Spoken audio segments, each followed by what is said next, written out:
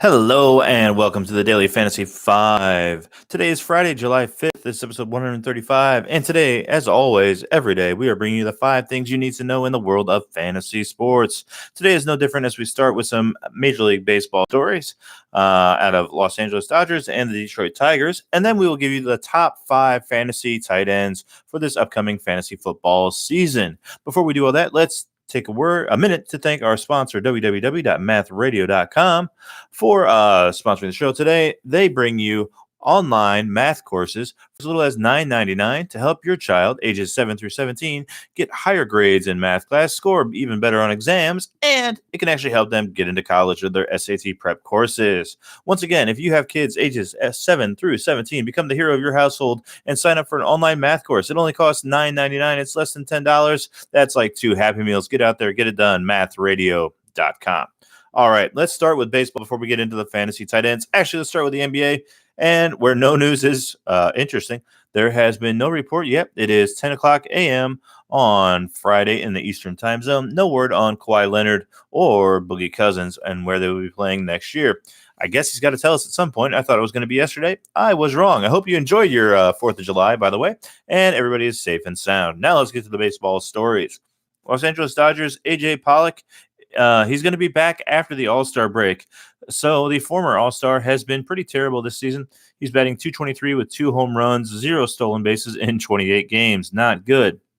Last season, he hit 21 home runs with 13 stolen bases. So you would expect, that A.J. Pollock is going to come back to life a little bit and start hitting. So it's not a terrible pickup if you want to go out there and grab him if you're having some problems with your lineup.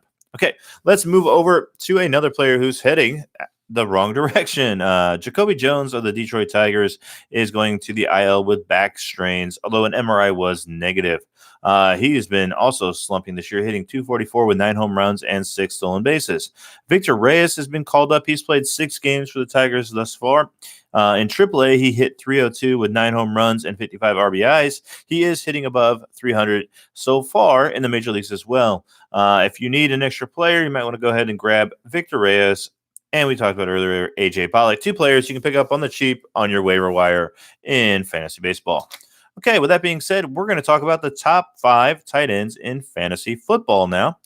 We've been through the top 20 all this week. Let's break it down for you. Number 20 was Benjamin Watson, 19, Jimmy Graham, 18, Jordan Reed, 17, Delanie Walker, 16, Hunter Henry, 15, T.J. Hawkinson, 14, Noah Fant, 13, Kyle Rudolph, 12 is David Njoku, 11 is Austin Hooper, 10 is Chris Herndon, 9 is Trey Burton, 8 is Vance McDonald, that's my guy, Vance McDonald, 7 is Eric Ebron, vastly overrated, number 6 is O.J. Howard, number 5 is where we are now.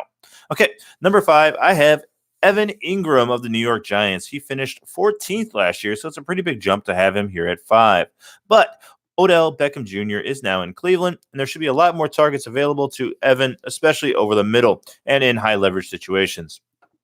It's actually possible that Ingram might lead the team in targets this year. Golden Tate last season only had 113 targets. Saquon Barkley had 121.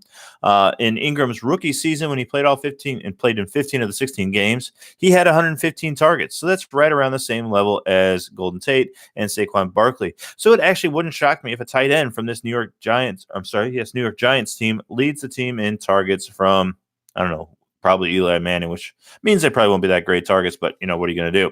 The obvious risk with Ingram is health. He only played 11 games last season, but of course he has massive upside.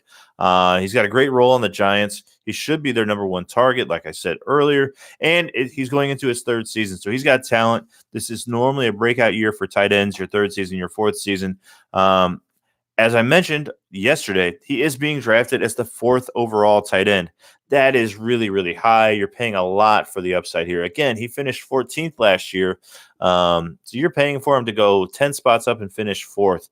You're paying for a lot of upside. You're going to have to spend a 4th, 5th round pick on a guy like Evan Ingram, which we talked about yesterday. So he hasn't been on any of my teams yet, but I still like him. He's going to have a very good fantasy year. I just don't think the value is there to take him as tight end number 4 after those, Well, we'll get to it in a little bit here, but there's 3 elite tight ends this year in fantasy, and then everybody else, has their flaws. Speaking of guys with flaws, let's talk about Jared Cook next. He's someone I actually like. He came in last year as tight end number 5, right? Much better than Evan Ingram. And he's on a much better team this year. Last year he played with the Raiders. This year he's going to New Orleans, right? So when you're on the team with New Orleans, you should get a lot more opportunities to go out there and put up good fantasy numbers. Cook is, a rare combination. He has talent, he's got great opportunity, and he has experience.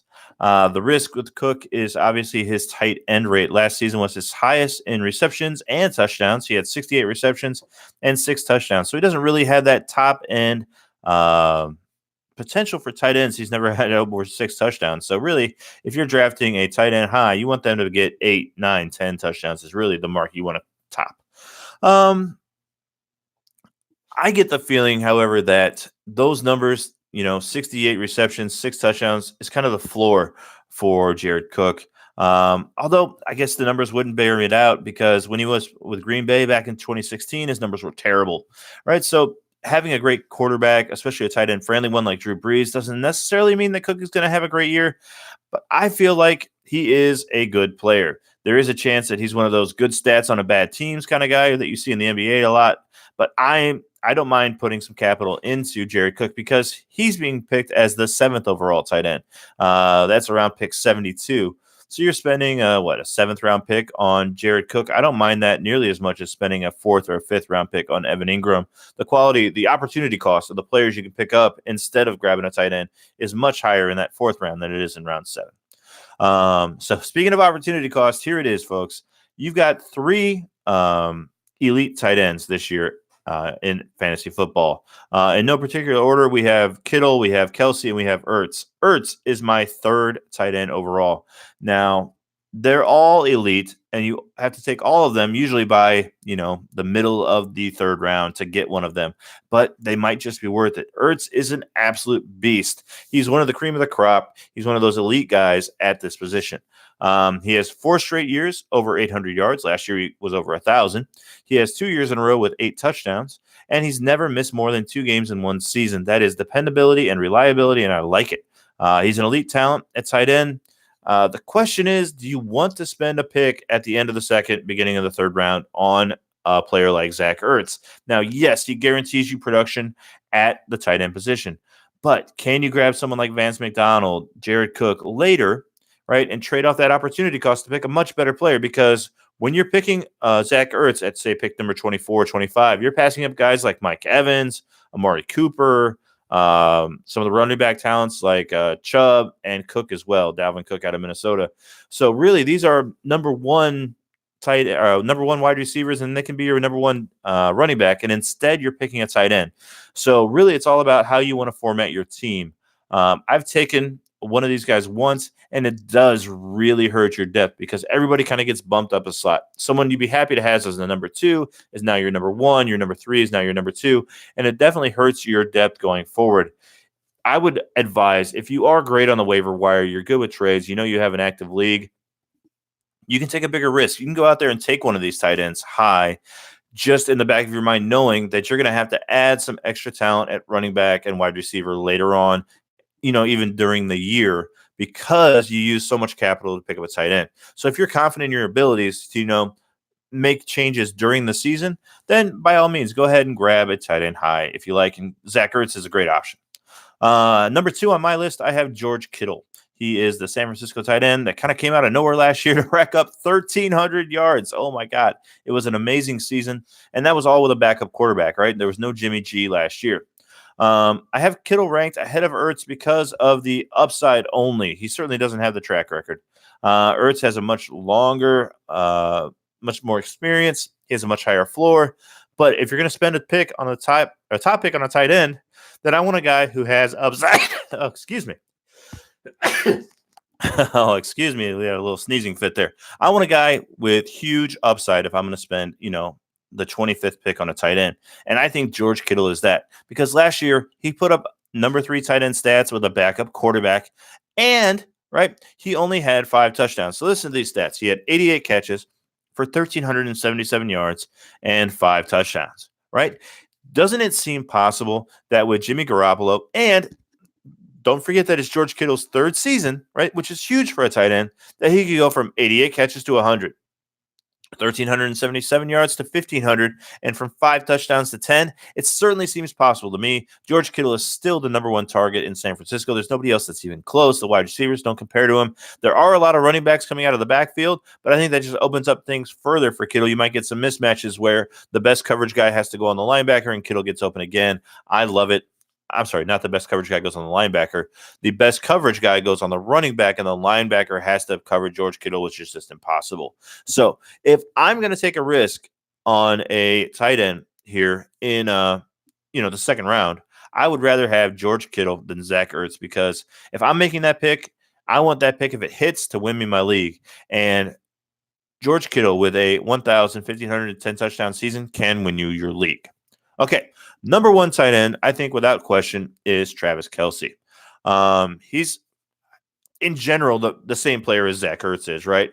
They're both elite. They both have proven track records of not only performance, but health history. They both stay healthy. They put up numbers every single year. What separates Kelce from me is the upside of increased targets. So Tyreek Hill, as we probably all know, is going to be out for at least some time this season. And that means all of its 137 targets are going to go somewhere. Now, some of them might go to Ricky Hardman, who we talked about earlier in the wide receivers last week. But some of those targets might also go to Kelce. So I get it. Kelce was 8th in the NFL in targets last year. How much can they really go up? Well, could he go from 150 to 160? 150 to 165? It seems possible to me. And if he does that, that's just another touchdown. That's another 100 yards. That's another, 10 catches, right? Kelce is that good. If you give him 10 to 15 more targets, he might finish the year. Well, he already finished year number one last year. It could get even better for him. And that's why I think he has the highest floor, and I think his ceiling is just as high as George Kittle's, because he has an opportunity to get even better with his situation. So that's why I have Kelce number 1, Kittle number 2, and Ertz number 3. I do want to mention that that Kelce is going as tight end number 1. So if you want to get him, you've got to draft him in the second round. I've seen him drafted in the first round, which is, I think, crazy pants, but he's gone in the first round as well. So you need to spend some capital if you want to get Kelce. All right, that's it for the show today. Tomorrow on Saturday, we'll be back with our tight end sleepers. Let me tell you, there's not very many tight end sleepers. The tight end class really drops off. I mean, there's kind of one tier at the top with your Kelce, your Kittle, your Ertz. There's another second tier of guys I like Jared Cook, Ingram, Howard, McDonald. That's kind of my second tier. Then after that, you're just throwing darts. Do you like Trey Burton? Do you like Chris Herndon, Austin Hooper, Njoku, one of the rookies, Fant or Hawkinson? And they're all just kind of the same. So there's the one tier, the second tier, that the guys I want to draft. I don't want to go into that third tier. And then below that third tier, oh my God, I don't know. If you're in a 20-team league, I guess we need to figure this stuff out, and that's what we'll do tomorrow. And then on Sunday, we'll have our mock draft Sunday and talk about some different mock drafts. I'm going to try to get in an auction. It's just there's not a lot of people drafting right now, so it's a little bit difficult. I feel like fantasy season kind of kicks off today after the 4th of July, so maybe there'll be some people wanting to do some fantasy auctions this weekend, and we can get one of those done for you and see how that looks with our style of kind of going wide receiver early and running back late and often. All right, well, that's it for today. Please visit our sponsor, www.mathradio.com, to pick up an online math course for your child. Trust me, guys out there, tell your wives you picked up this math course for your kid. You will be the hero of the household for at least a couple days. Mathradio.com. If you are watching the show on YouTube, please hit that red subscribe button and leave us a comment, some feedback below. And if you're listening to the podcast, we'd love a 5-star rating and a review. All right, we'll see you tomorrow.